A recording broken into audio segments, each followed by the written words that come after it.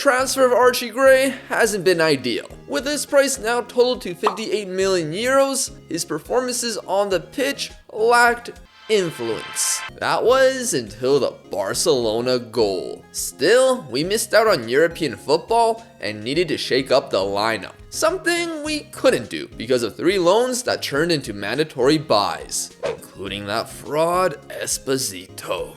Despite no continental competition, I haven't heard a whisper of discontent. So I decided to plan the season with the same squad and change up the tactic. To fix their defensive frailties, the deep-lying playmaker changed to a halfback, and the man who took that role is the free transfer of Trevor Chalobah. In possession, he'll drop to make a back 3 to minimize the holes in our defense. That does leave a gap in this area, so I decided to test out the playmaking fullback role with Archie Gray. That led to Joe Scally being sold to Saudi Arabia. Gray will dictate the play, but he can also run forward and combine with our right wide forward Alvaro Montoro, or transfer from Stuttgart Mika Fest. We'll keep one of the attacking midfielders with Nico Pass as the advanced playmaker. The 2 central midfielders remain as well, with a wide central midfielder stationed by the constantly improving Kenneth Eichhorn, and a channel midfielder filled by Rocco Reitz because Nathan the Cat got sold to Liverpool. He wanted to go there, and I wanted no drama. Finally, the left back will be allowed to roam higher as he's the only option on that side. This is how the system looks defensively, and if you want to try out the tactic, the instructions are shown on the screen. With a slightly new system, we began the campaign with 4 victories. Some matches were easier than others, but overall, no complaints. However, the first real challenge arrived with Borussia Dortmund. What a weird club they've been since I arrived in Germany. 7th, 12th, and 7th is horrendous, yet their board seems relaxed, as Oliver Glasner remains in charge. They have good players like Justin Lerma and Daniel Svensson. Their number 9 still is Girassi, and the 33-year-old opened the affair in the most ridiculous circumstances. What? At least Girassi felt bad and pushed our player in the box, which allowed us to equalize. 5 minutes into the second half, a simple low cross from Ulrich found Nico Pass to give us a deserved lead. Yet, the threat of Girassi remained as he nearly equalized at the hour mark. Soon later, Cooley decides to ignore his team's defensive line and gets turned by Girassi as Dortmund equalize. It seemed that our defense began to show Season 3 form. Let me introduce you to Enzo Manchado, an 18-year-old striker transferred from Newell Old Boys. He's meant to be Esposito's backup, but he actually does his job. In the 90th minute, he receives it at the top of the box, cuts inside on his left to shake off 2 defenders, and tucks it home. A massive victory, and now I'm intrigued by him. Because of Manchado's strike, we had a perfect start, unlike Bayern, who lost to Wolfsburg. Without midweek European matches, this schedule gives us the best opportunity to win the Bundesliga, a title not won by the club since 1977.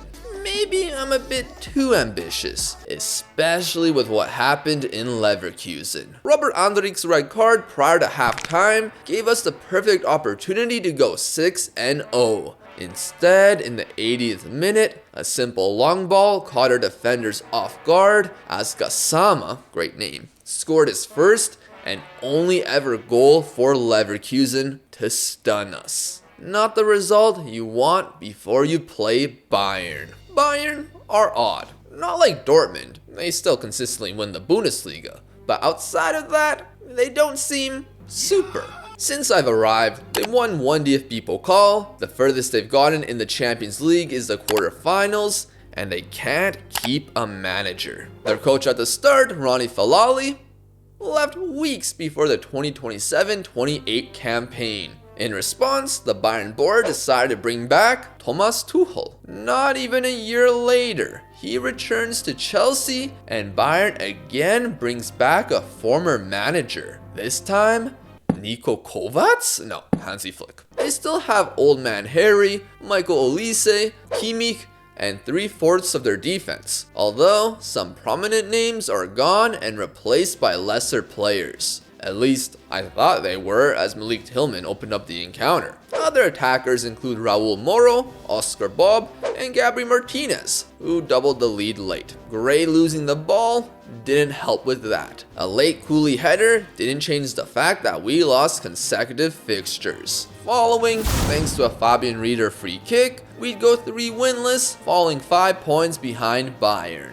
A couple 2-0 victories followed, as Nico Pass and Archie Gray showcased themselves. But to begin November, a 1-0 loss to Mainz. Luckily for us, Bayern dropped points as well, as the gap closed to 3. Despite that previous result, the team began to get accustomed to the tactic and displayed its true potential versus Hertha Berlin. Both Esposito and Machado weren't playing like true number 9s. I have to commit to one, so I used their Argentinian right angle triangle, and if my math theory is correct, if Nico Pass creates 6 key passes in which 2 become assists, we get A equals 6.2. Then, if we have Machado score a first career hat-trick and add the percentage of usefulness of Montoro for this matchup, which is 25%, we get B equals 3.25. Take each to the power of 2, add them together, and square root that number, and C equals 7. 7-0.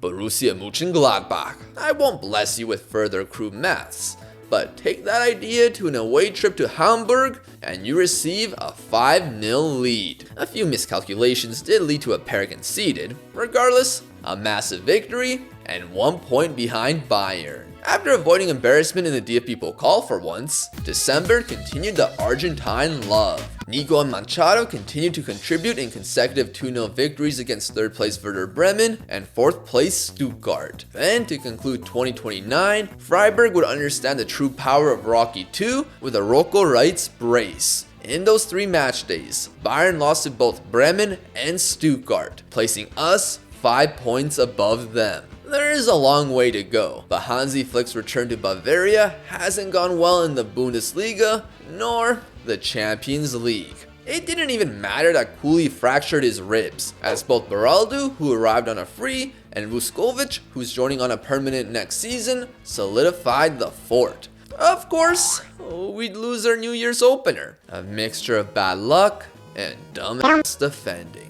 We quickly put that behind us with a calm victory over Hannover. Then, facing Leipzig, deadlocked at 0-0, I decided to sub on Esposito, and near the end, Leipzig's keeper makes a horrendous judgment on a loose ball, as Esposito beats him and wins us the match. Unfortunately, Esposito got a little cocky afterwards and said, "Hey, I think I should play more.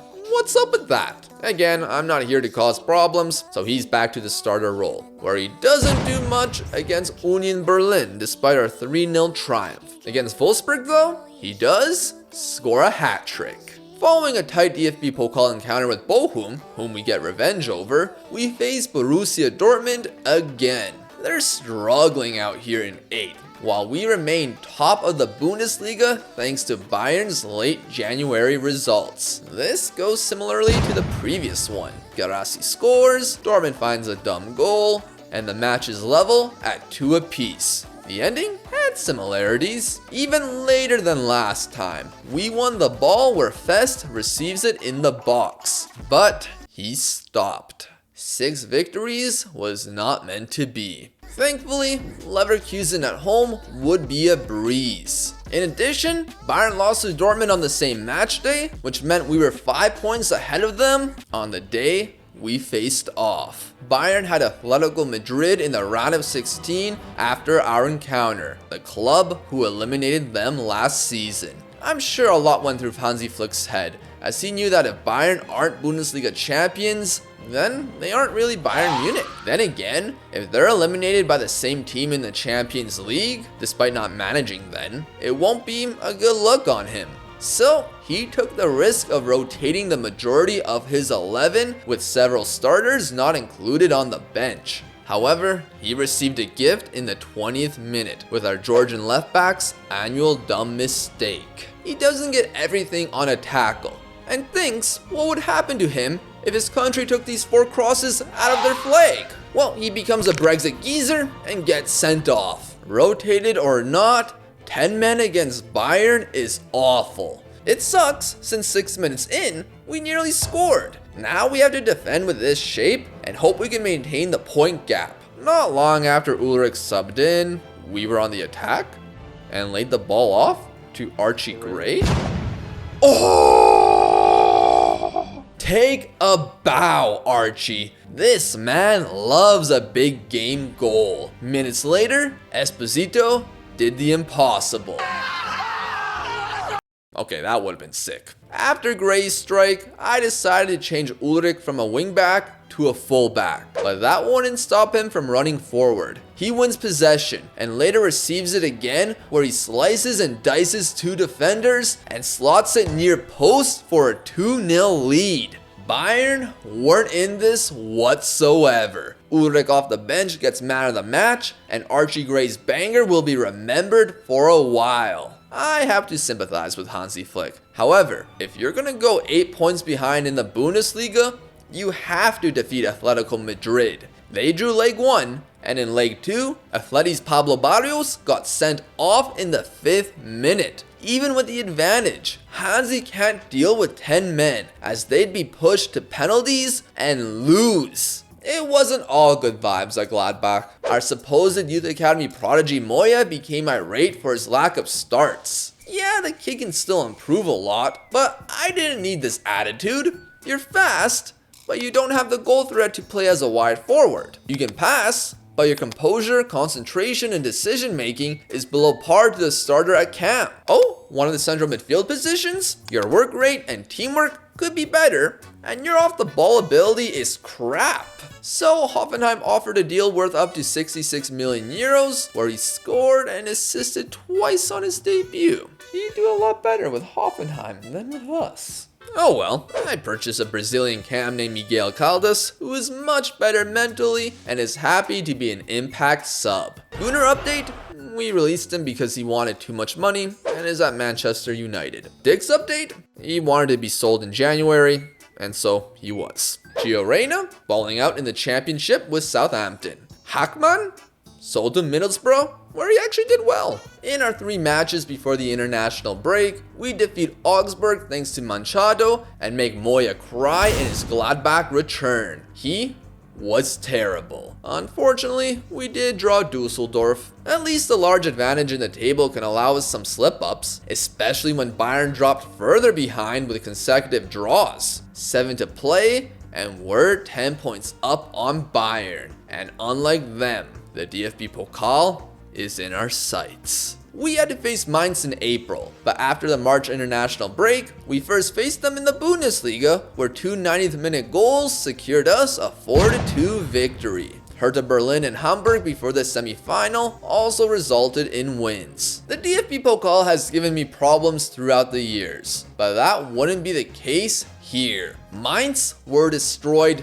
3-0. Through this run, Nico Pass continued to get goals and assists, which would eventually see him have double digits in both categories. The midfield duo of Eichhorn and Reitz kept finding space forward to contribute. Archie Gray, meanwhile, at worst, played well, as the shift to playmaking right back proved to be the best decision of his career. At Bremen on matchday 31, we remained 10 points clear of Bayern, with a chance to clinch the Bundesliga. Unfortunately, we could only draw. But Bayern drew Hamburg, which meant for the first time since 1977, Borussia Monchengladbach have won the Bundesliga. While it could have been better to clinch it by winning, the feat still remains incredible. Stuttgart provided the guard of honor as we'd celebrate history in front of our fans. The last 2 games would be in our favor too, as after that loss to Frankfurt in January, we went 19 undefeated with only 3 draws. An incredible run that saw me win both Bundesliga Manager of the Year awards, Manchado with a Newcomer award. Our entire back line were listed into the Team of the Year with only 26 goals conceded. Trevor Chalobah and Nico Pass also joined the 11. Finally, Archie Gray earned both Bundesliga Player of the Year awards. What a season. But, like previous non-Bayern Bundesliga winners like Leverkusen and Dortmund, can we match them? by winning a double? That answer wouldn't take long to get to because Nico Pass was too eager with goals in the first and 12th minute. It became 3-0 by halftime, and Stuttgart's hopes were dashed with a 70th minute red card. It's not as long of a gap as the Bundesliga, but it's their first DFB-Pokal since 1995. A perfect way to cap off Marco Kroos's career at Borussia Monchengladbach.